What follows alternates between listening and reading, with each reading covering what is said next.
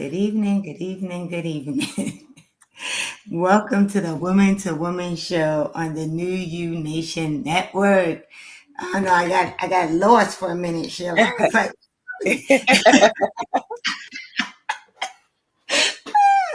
good evening, everyone. Welcome to the show. You got two of us tonight, and we are happy to be here, excited to be here on the Woman to Woman show. So we are going to start as we normally do by introducing ourselves and saying what we are grateful for. So I am Theodora Carter, Coach Carter, or Coach Theo, as some people might call me. And I am the owner and founder of T Carter Coaching and Consultant. And I am passionate about helping women live life with intention so that they can rewrite and live the life that they desire to live with clarity and intention. And I am grateful for just another day, but I'm grateful for a great weekend, had a friend in town, grateful to be able to catch up with her. And so that's what I'm grateful for. I'm just grateful for life. Oh, good. Well, good evening, everyone. I am Sheila Isom. I am an insurance claims professional. And let's go. Here we go with my litany of other things. I am, in no particular order, I am a notary public. I am an aspiring voice actor, and I am also an independent stylist selling real dry nail polish strips for Color Street. So I am thankful for acknowledging and serving a God that will make a way, because I had to purchase a vehicle about 2 weeks ago. Oh, And wow. y'all, I have not had a car payment in well over 10 years. So I am not happy about that. However, I will not complain about the slight increase in my insurance, considering that I have now had to go, add on additional coverages. And I was able to get the car that I wanted. So, What did you get? although it was, it wasn't a planned thing. It was something that was a very spur of the moment kind of purchase. And I've always, all my life, with the exception of my very first vehicle back in 1988, I have always purchased used vehicles because I likes to drive my car. So I have a 2019 Cadillac XT4 SUV Sport. Whoa. Talk about taking me out of my zone. It is red. I have never owned a red vehicle. All of my vehicles have either been black or silver. You know what's so crazy is I remember the car I had before this one. I did the same thing because all of my cars have either been like a gray, right, or like a beige tone, and the car before this one was red. And for me too, like when I got it, my sister was like, "What?" So congratulations on your red vehicle. Thank you, because I am enjoying it. It is perfect for me. Nice. Congratulations. Thank you. You got to get used to that car note, though. I know. Woo, that first payment hasn't hit yet, but I'm like, oh, what am I gonna do? Help me, Lord, help me. I remember when because my first car was used as well, and I got it from my sister, so I had like just regular, like I didn't need full coverage because the car was like 10 years old when I got it. All right, but it was still in good condition. And so I remember when I finally had to get a new one, I was like, but I'm like you, I've always gotten like certified pre-owned. Used cars, like, and up until last year when I finally broke down and bought like a new, like I bought like a 20, I think it was a 2024. Right. So, but that car is gonna be like the one I got from my sister. I'm gonna drive it to it. Yeah. And of course, I'm sitting there in the dealership and it's like, well, how much do you want to put, how much do you want your car note to be? Now, again, because this was a very spur of the moment purchase, I was unable to drive my car any longer. And not that it wasn't drivable, but it was just that in order to put money into it, it would have been more than the value of the car. Yeah. And the biggest issue for me was that I needed headlights, the headlight assemblies, and I could not find them anywhere. My regular mechanic couldn't find them, and even the Ford dealership, because I went to the dealership and I said, I know I'm going to pay extra money for it, but at least it'll get done. And they were unable to find it. So I was like, okay, enough of spending money on rental cars and Ubers and Lyfts and staying indoors because I can't drive at night with no headlights. I said, this is it. Let's just go and do it. And let's see what they have for me. Because listen, you deserve it. Listen, 60th birthday present. Listen, it's the year. It is the year. Congratulations. Thank you. That is something to be grateful for. So we are back on the Woman to Woman show on the New U Nation Network. And we were catching up as we normally do. It's been, a couple of weeks. So, yeah. So we're back. And I think not last week, but maybe the week before, it was just me and Gina. And we started talking about, just investing in yourself. And one of the definitions for it was really thorough. It talked about investing in yourself, like in a variety of areas. And so Gina was like, we should continue this conversation and talk about each component. So that is where we are at. So I was like, yeah, that sounds like a great idea, because people fail to realize that, honestly, when you do talk about investing in yourself, it is more than just money. Is more than a financial investment, right? I'm trying to see if I could find the definition that I had, but I started deleting some of my tabs because I had too many of them.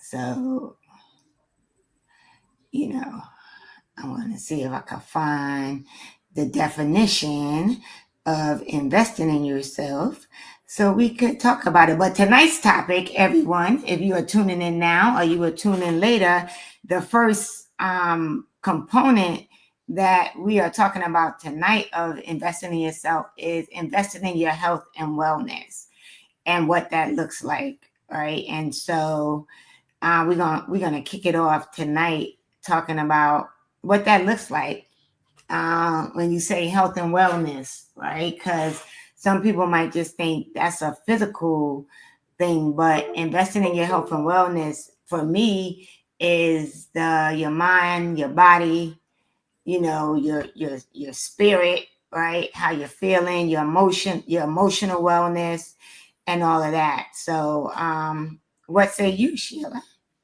Well, the one component here that I like, because we talk about it quite a bit, and it's something that you kind of realize at some point that it's really, really important, is investing in your peace.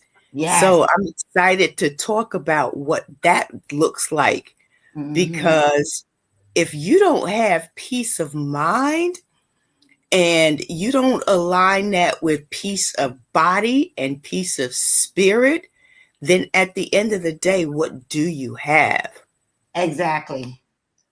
And that is true, because I will honestly say I started my quest in 2020, where I was like, you know what?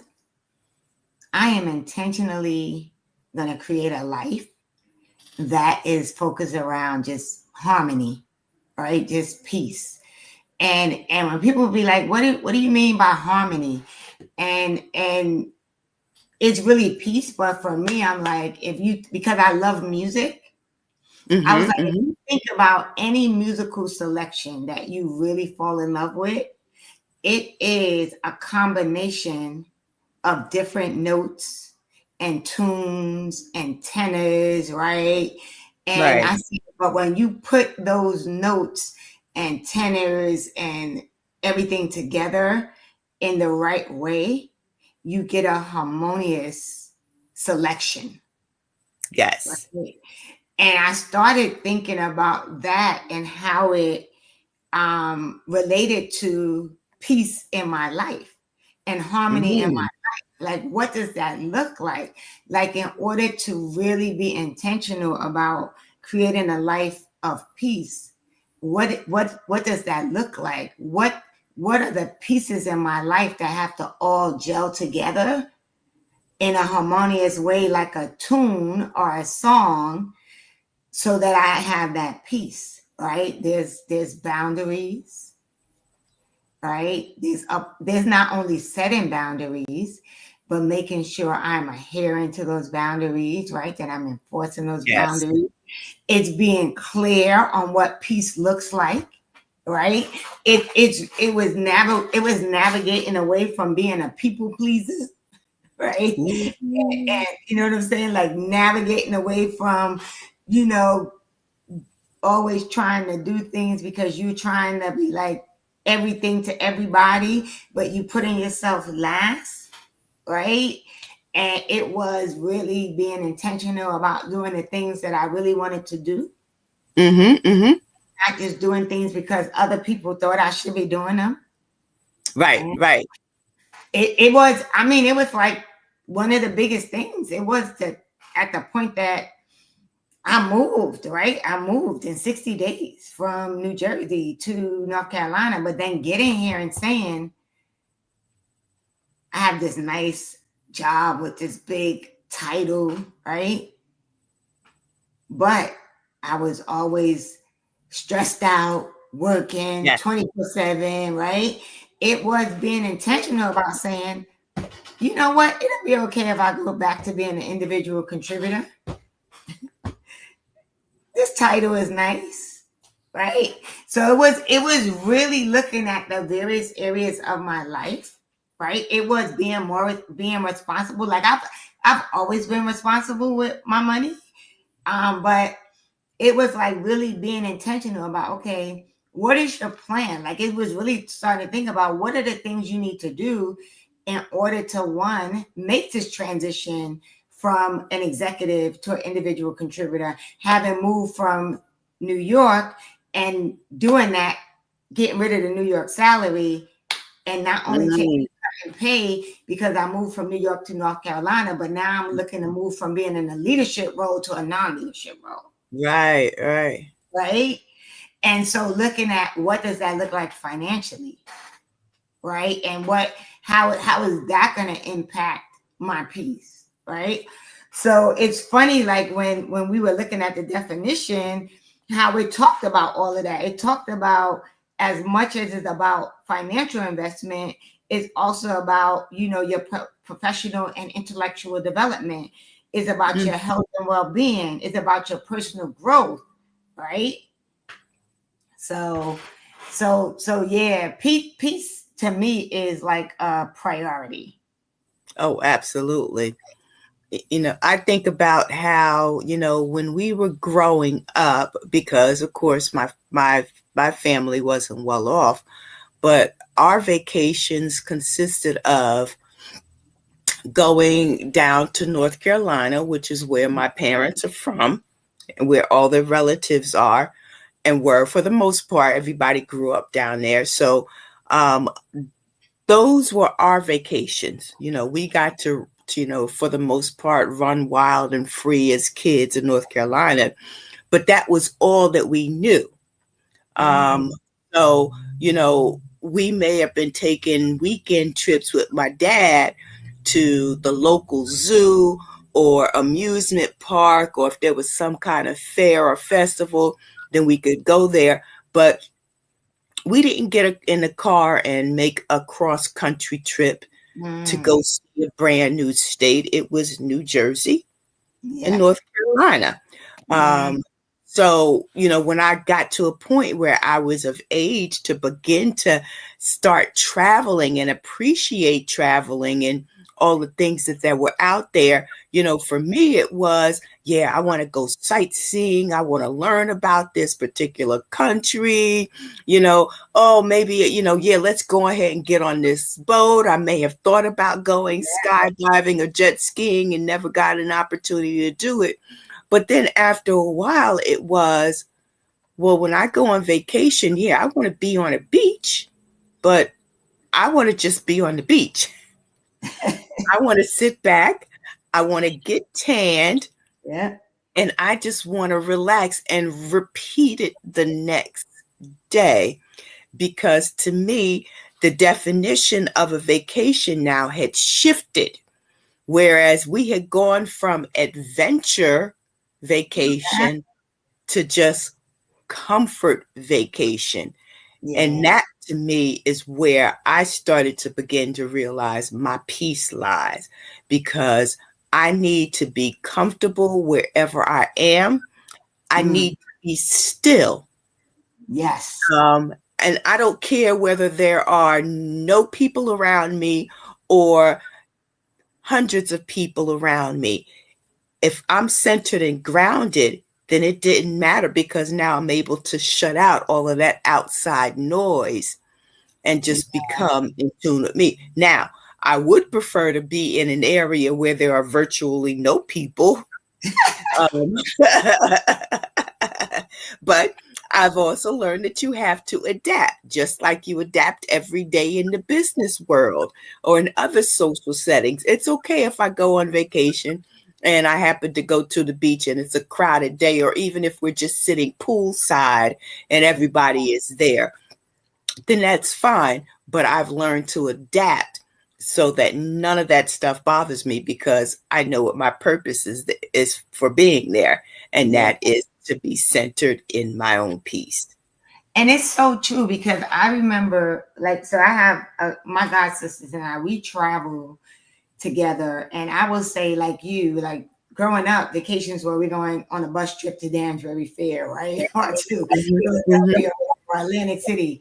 And so the first time I went away was with two girlfriends. We went to Cancun, right? And then after that, I started traveling every year with my god sisters. So it's usually about 8 or 9 of us, right? And although most people are like, really, we travel well together, right? There's no bickering, whatever, we have a good time. And I remember when we would go away in our 20s and our 30s, how different it is now. Because now when we go away, we're like, okay, who's going to go downstairs and hold the chairs so that we make sure we have a lounge chair by the pool, right? Right. We're getting some little, pina coladas or whatever, right? It's really about chilling. And it wasn't as much as we would come back from vacation when we were younger, tired, right? And now it's really I just want to go away. I want to relax. I want to be peaceful. I remember just getting up to go look at the sunrise. Oh, yeah.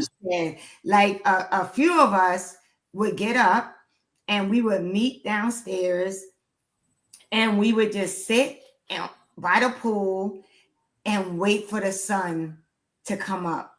And it was so peaceful because, like you said, it was before everybody started coming out, right? To sit by the pool, and there was a lot of noise and stuff. And so, I think it really is about peace. But I think for me, it also came to thinking about, what does it look like for me? At what point did I recognize that I needed to do a reset? Because previously I would be running, going all over the place to Yes. where God would sit me down because my body would give out. Like I would get sick. I would get a really bad cold, or I would get really sick to where I had no choice but to be still. And now for me, it's really recognizing when I am mentally or emotionally tired. Mm-hmm. Like I know this, I can feel the shift in my mood, right? Or my Right. energy or my attitude, or I'm feeling tired. And instead of just trying to make myself keep going, I'll be like, you know what? You need to just chill. Just time to chill. Yep. Now, have you ever struggled with like feeling guilty for just being like, I'm being still. I don't want to do anything. Oh yeah, you know what? Because and I mean I do that now, like on the weekends, like with my regular job, right? I don't mind. I start on time, sometimes a little bit after. Yeah. But sometimes I think, oh, maybe let me just go ahead and get in there early so I can get X, Y, and Z done. And if I did that, then maybe I can just leave, on time or not stay as late. And there was a point in time where, I would stay late and then sign on the weekends. Mm-hmm. And now I've just gotten to the point where I don't mind if I want to stay late in the office because by that time, all the hustle and bustle has died down. Mm-hmm. There are no phone calls that are coming in. There are no people in the office. It's just the cleaning lady and me. And that's it. We've got motion sensor lights in there. So, if it's too still, then that means I got to get up and move and go to that certain spot that I know is going to trigger the lights to turn back on. So I'll do that, but I won't work on weekends unless there's something that's due at the end of the month, and I'm at the end of the month, right? Yeah. But if I don't get it done between those days that I'm in that office, and even if I work from home on Fridays, because I actually like to go in the office on Fridays because no one's there. Yeah.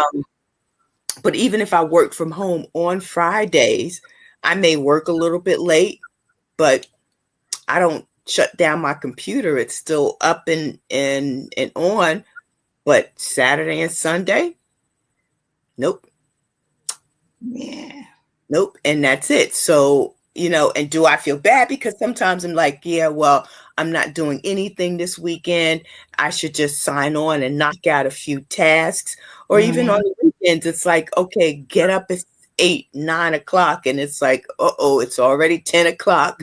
I don't watch 3 episodes of Moesha. So I need to go ahead and do something, right? So yeah, do I feel guilty about that? Because I know that there are things that need to be done, but I also know that I need that mental break.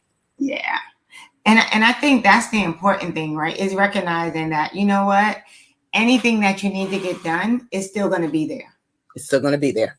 Right. Yep. And that's the one thing that I also had to get into the mindset of work. I'm like, you know what?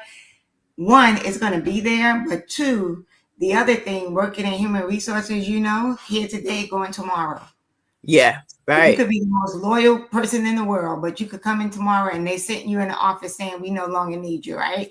And so that really also got me thinking, like, you do enough of those layoff meetings, you're like, it could be me one day, right? So that's why people be like, oh, you can't. Nope, I rarely carry over PTO because I take mine.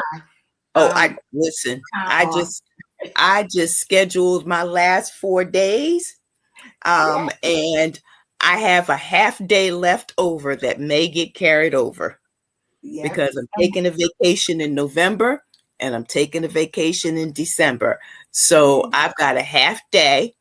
And again, that's one of the things you talk about, especially in leadership, manage your time. I don't, I've been even when I had my spell, during the summertime where I was ill, I was fortunate that I didn't need to take time off from work. But even if I had sufficient PTO time that it would not have made an effect. It would not have affected me come the end of the year. So, so whether I have some things scheduled, because this is like the first time I'm actually going to take a real vacation in December. I never do. I usually just take days.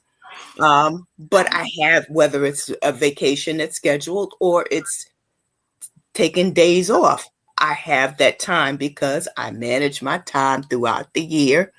And I figure, listen, I worked hard throughout the year. I earned those days. I'm taking what I've earned. Mm-hmm. And it's so important. And so if you're joining us, this is a Woman to Woman show on the New You Nation Network, and we're talking about investing in your health and wellness, your mind, your body, and your peace. And we were just talking about peace, but I want to transition, Sheila, because you just mentioned something about being ill over the summer, right? And that's another component, right? The body and the physical health, right? Recognizing when you know what your body needs and what you need to do in order to make sure you are supporting what your body needs. So talk a little bit about that, like, just that process of, you were ill, but also really saying, okay, I need to take care of me, right? Because that's the priority. Yep. So, I made no bones about the fact that this was my 60th birthday. It was in July, and I was planning a big birthday party, and it was also coinciding with our 7th wedding anniversary. So it was going to be a combination party, but mainly celebrating my 60th birthday. Mm-hmm. And I had been dealing with something on and off for several years. Mm-hmm. And towards the early part of this year, it started to progress. Mm-hmm.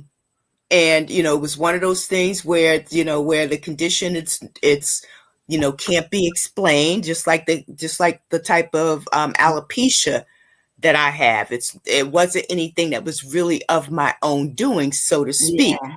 But,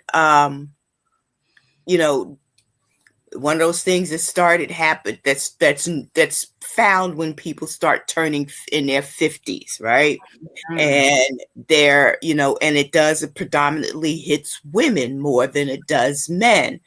And, and then you go along, and again, it gets back to also being an advocate for your own health, because it was nothing I had never experienced before. I feel a little pain. I chalk it up to maybe something, or, I'm overdue for a dental appointment or whatever. And I was putting it off because a lot of it also meant taking time out to go to the doctor during the workday. Mm-hmm. So it's like, I've got a staff, I've got projects, I've got tasks that need to be performed. I can't take care of it now. Oh, and the pain is gone. So mm-hmm. I'm good. So fine.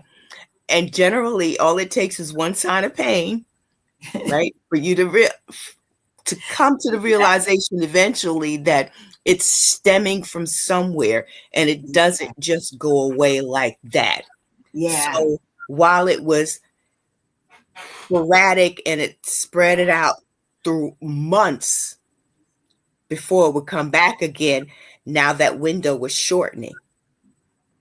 So it was shortening to the point whereas the intensity was different, the frequency was daily. Mm. So I said, okay, so now I really, really need to pay attention to this now. Yeah. And it became, experimental with medications. And then at one point, the medication that I was taking, it was like, you're trying to combat the pain. However, the medication that can possibly help you mm-hmm. will make you drowsy. Yes. And it started taking away my appetite. But in order for you to take the medication, you got to eat. And so, and then it's doing crazy thing. Because again, I'm thinking I need to go to work. So one day I drove to work when I should not have driven to work. And I made it to work by the grace of God. And when I tell you, I was driving with one eye open. Oh my God. Along a major highway. I was driving with one eye open because I could not keep my eyes open. Oh my God. And so again, it became a lot of this experimenting. And then one of the things that I came to realization as I was either talking to medical professionals about it or finding things online was that stress was a factor. While it would not take away the condition, it is also one of those things that can that can enhance the pain when you are stressed out. Yeah. So as much as I care about the people that report to me, as much as I care about my reputation in the industry, as much as I care about doing a good job, that was all second seat to getting better because I still have a husband and a son. Yeah. And what's more important to me is rather than worrying about if I lose a job, what if my family loses me? Yes. So that was one thing that I had to realize was that I needed to take it down. And again, thankfully, with the few exceptions, I was able to continue to work as my condition progressed. Yeah. And you also get to educate people because just like with the alopecia, a lot of people don't experience that. And what I developed, a lot of people know absolutely nothing about. And I hope that they never know anything about it. Yeah. Now, I took some medication before we popped on. And one of the things that you may not know, though, is that every now and then, because I get the pain here on the left side of my face, is that every now and then as I'm talking, I feel the pain because I'm just now starting on a new medication because the other medication had some contraindications that were affecting other areas of my health. So it's all like a balancing act. But then I do it brings me back to, number one, my overall health picture. Am I getting enough sleep? And the answer had always been no. I have how many jobs? How many jobs you get? Exactly, right?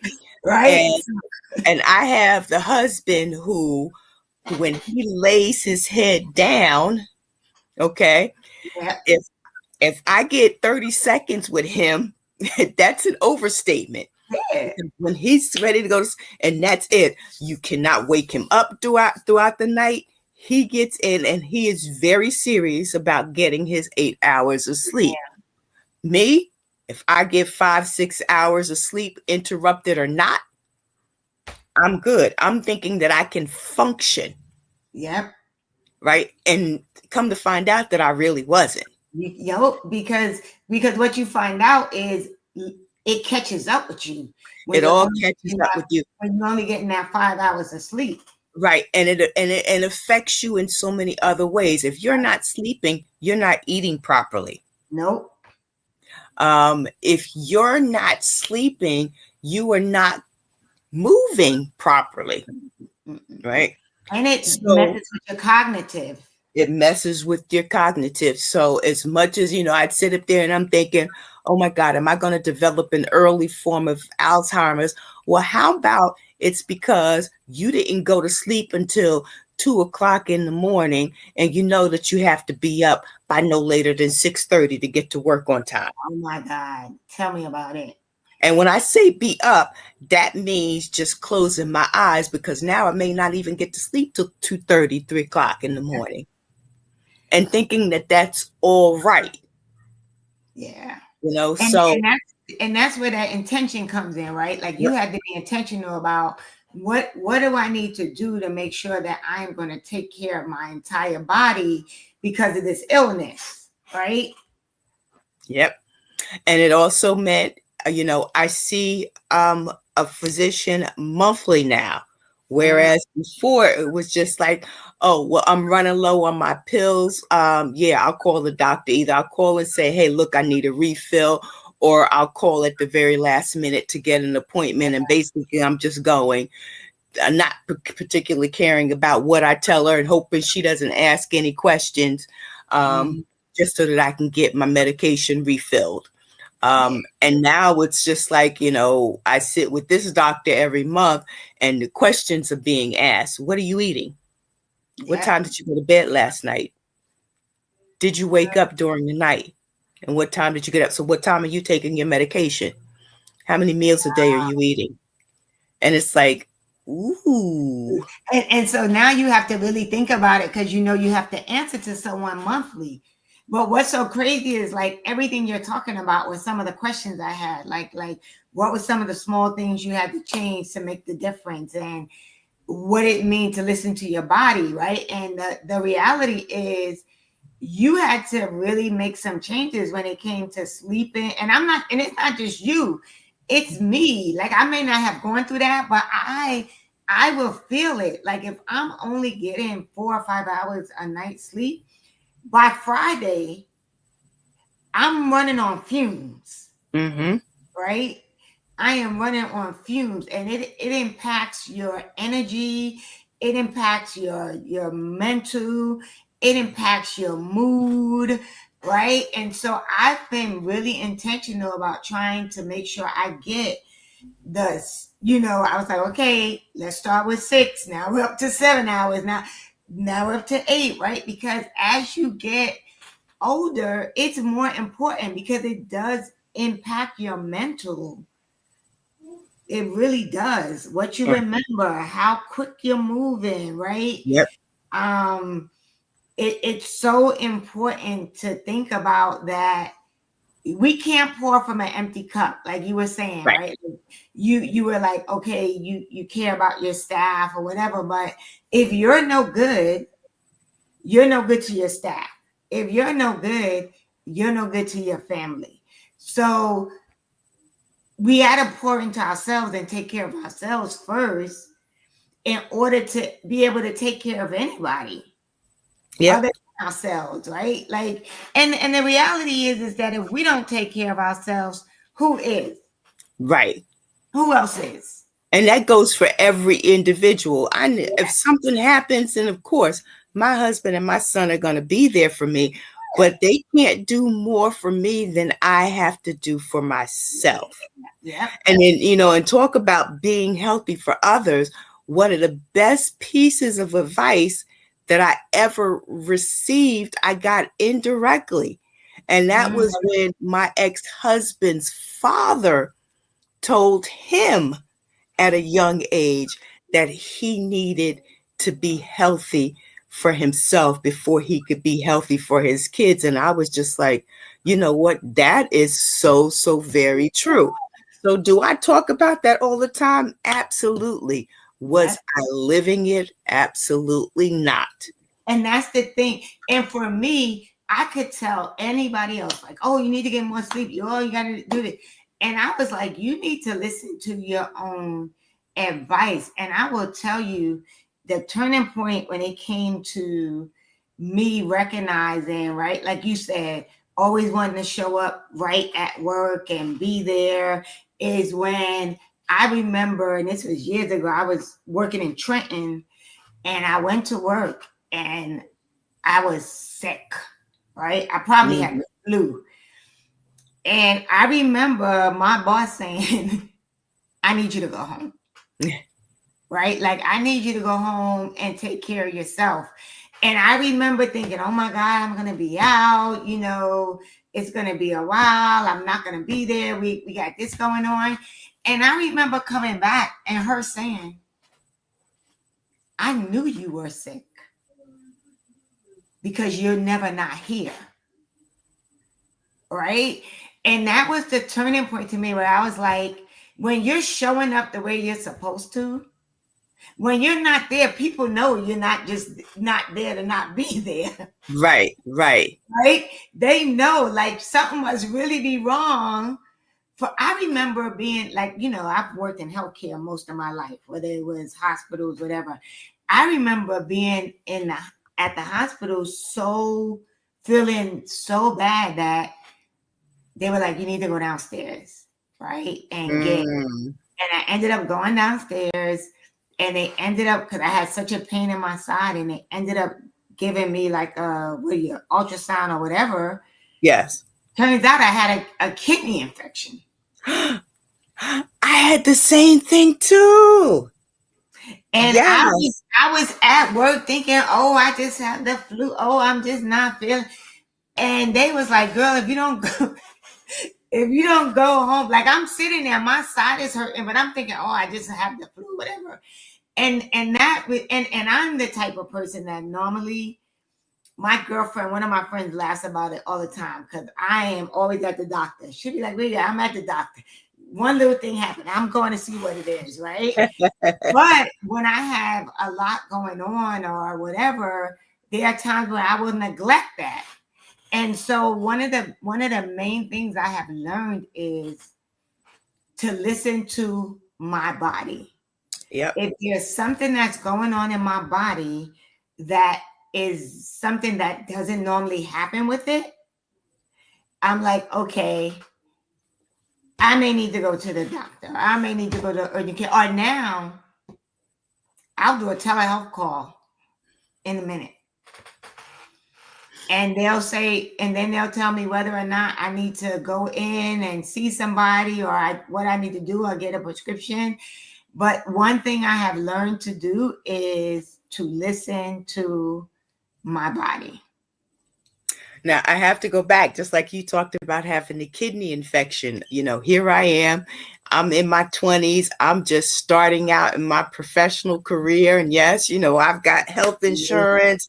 I've got a primary care physician. And then all of a sudden, I'm just not feeling well. I have absolutely no idea what's going on with me.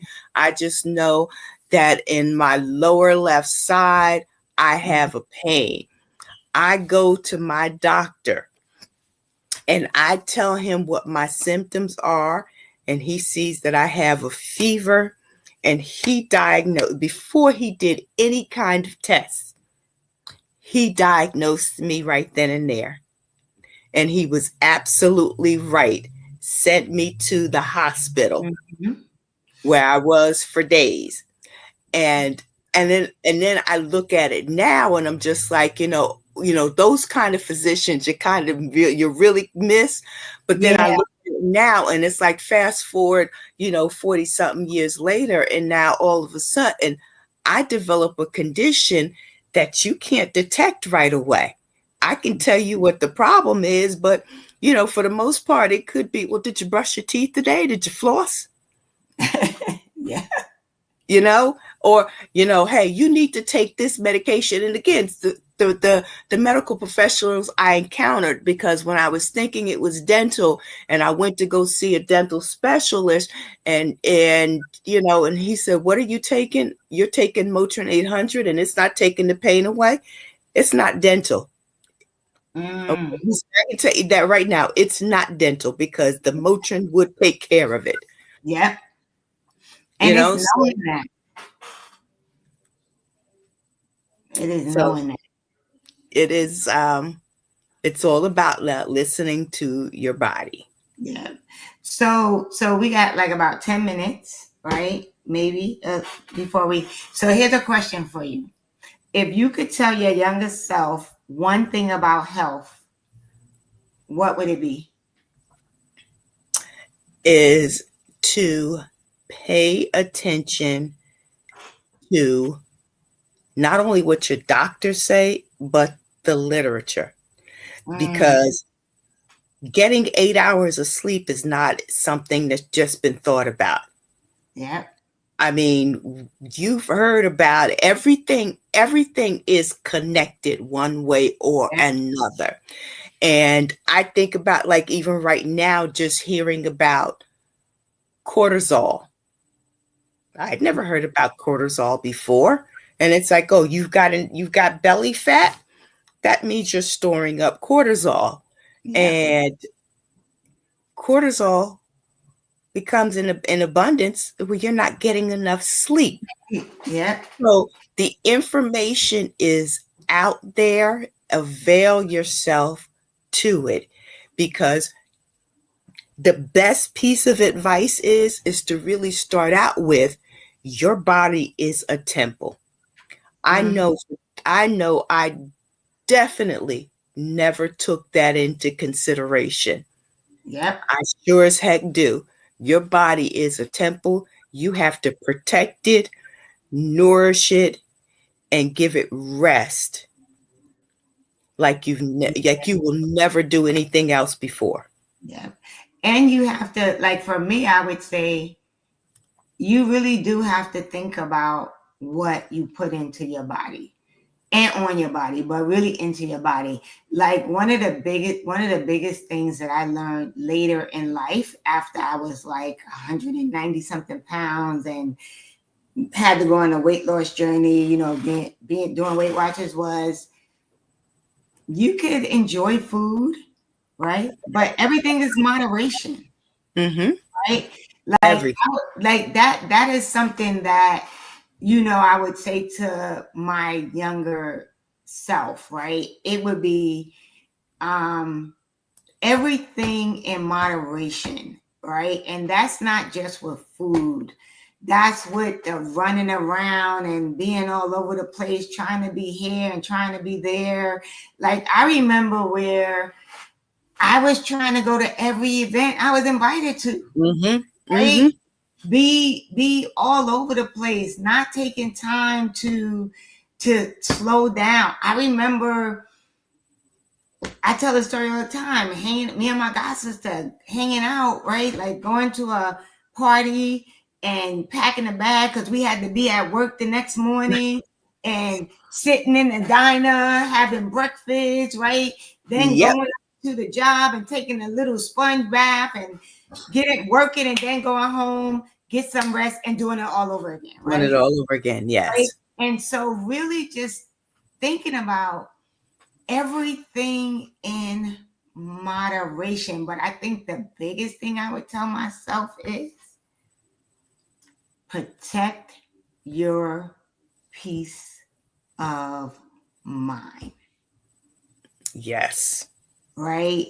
And I know it's not like, I know it's not, you know, something we probably would think about as a younger person, but if I could say anything to a young adult right now, it is protect your peace of mind. And part of that starts with not being a people pleaser.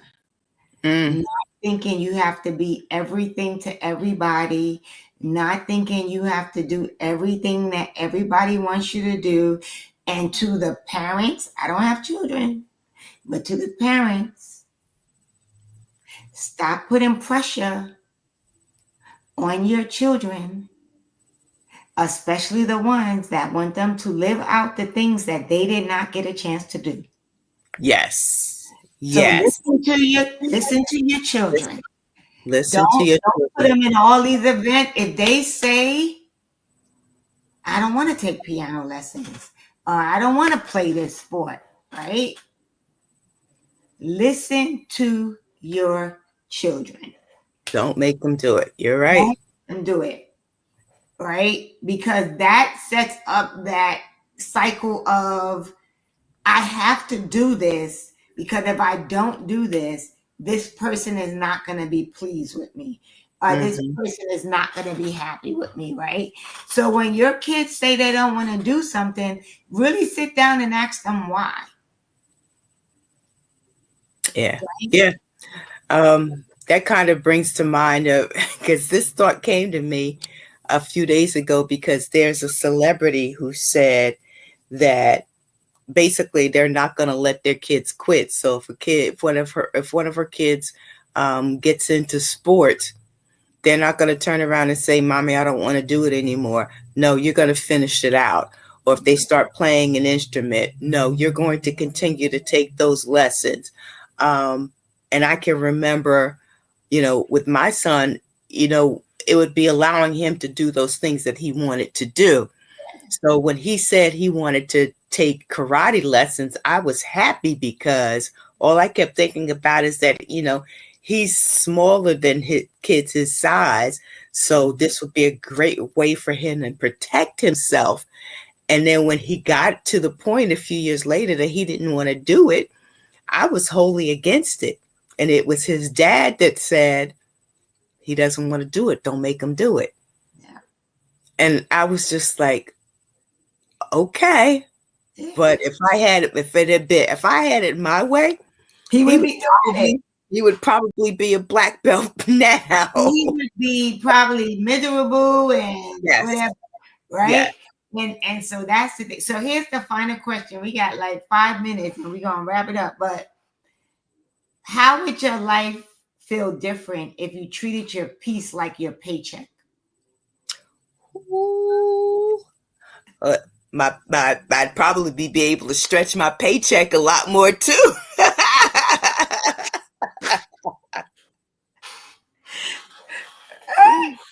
That is a thought-provoking question because you never make the correlation between the two. Mm-hmm. Heck, you don't even start thinking about peace until you're at a certain income bracket because you think that being in a higher income bracket is going to bring you the peace. It's going to take away the stress of not having any money. It's going to take away that feeling of robbing Peter to pay Paul. Mm-hmm. It is going to take away that feeling of living paycheck to paycheck versus living in abundance. Mm-hmm. But however, the more money you have does not give you peace and does not give you the ability to change your habits. No, and that is the crazy thing, right? Because when you think about it, like you said, the correlation between peace and paycheck, how many of us are stressed out, are dealing with, just this mind that's all over the place because we feel like we don't have enough. And part of it is because, and I say this all the time, and I know people hate it, and they think it's because I'm this little HR person that is obsessed, but I say all the time, I do agree that there are times when your employers may not be paying you what you're worth. But there are also times when your employer is paying you exactly what the market says you should be paid. Mm-hmm. But because you have decided to live outside the means of what you are supposed to be living outside of, you expect your employer to pay for your lifestyle. Yeah. And then it creates distress because now you're stressed out because you don't think your employer is paying you what you're supposed to be paid. You're stressed out because you done bought this luxury vehicle and this house, this too much house, right?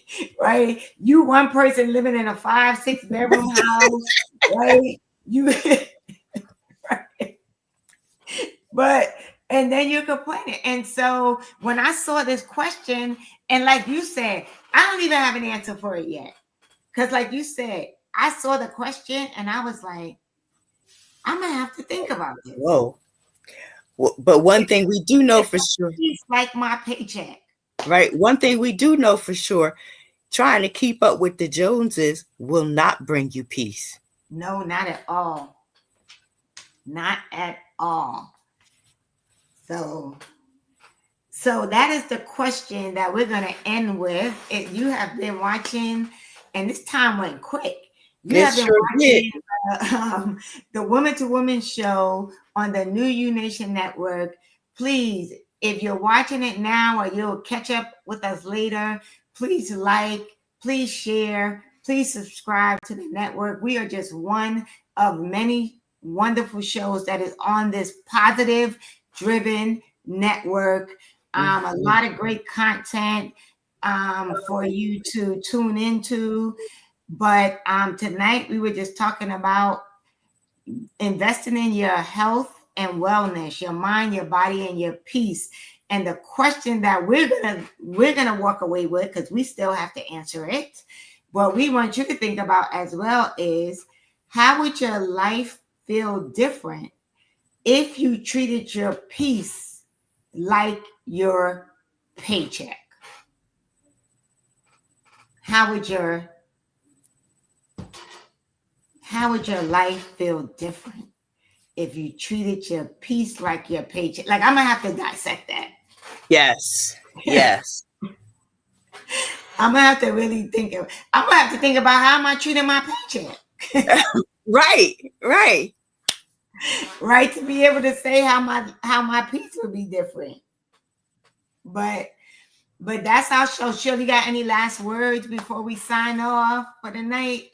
That just your mind, your body, and your peace will be the best investment that you can ever make in your lifetime. Yes. And we're going to challenge you to do what we are trying to do, other than answer the question, but also to make sure you are getting 7 to 8 hours of sleep every night. Like, that is the challenge. That is what we're working on. And we're going to challenge you to work on that. And so thank you for tuning in. Thank you for joining us tonight. Woman to Woman show on the New You Nation Network. We are here every Monday night at 8 p.m. Eastern Standard Time, unless we have something going on where we can't show up. But other than that, we are here Monday night, 8 p.m. Eastern Standard Time, and we look forward to seeing you again next week. I think we might be off next week, Monday, and back on the 27th. Okay. So if we're not here, we'll be back on the 27th. But have a wonderful, wonderful night, a wonderful rest of the week. And we will see you next week or on the 27th, 8 p.m. Eastern Standard Time. Have a great night. Good night.